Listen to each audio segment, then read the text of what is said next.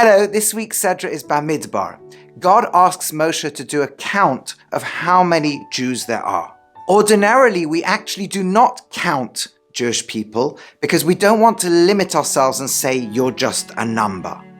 And this count turns out to be incredibly special. The Hebrew word for it is pekudim.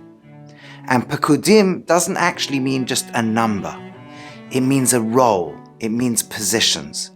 You see, when we want to look at the whole community, we don't just want to see a number. How many are you? It's like if you're in a classroom or you're in a workplace. How many are you? We want to know where each family is, because each family has something special to offer.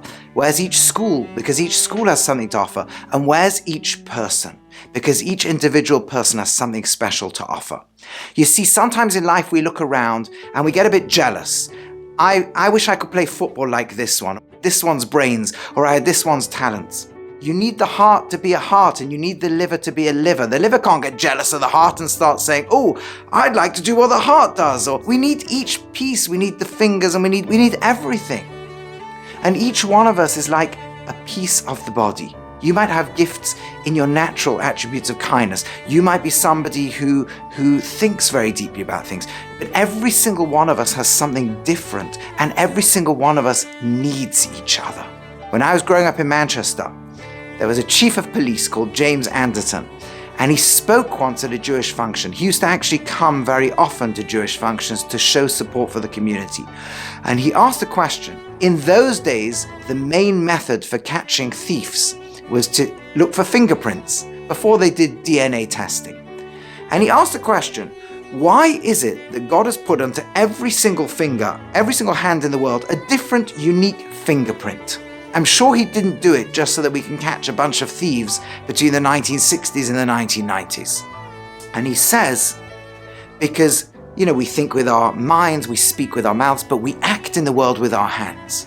And it's so easy for me to say, look, there's nothing special that I can do in the world. My hands look like your hands. Anything I can do, you can do better. Or someone else can do better. Who am I? What do I have to offer the world? Or you might look at somebody else and think, what's special about them? And God says, well, if you look a bit closer, you'll see I put a special print on this hand, and a special print on your friend's hand, and a special print on somebody else's hand to tell you they are unique. Each person around has something special. And when we look at other people and say, wow, their success is so important because it helps a world in which I'm a part of. And my success is so important. I've got something to offer. They've got something to offer. It's a world where we can get rid of jealousy, and a world where we can love and support each other and keep giving to each other. So let's look at our fingers and our unique fingerprints. Let's be great, be a giver, and be what makes you special in the world. Shabbat Shalom.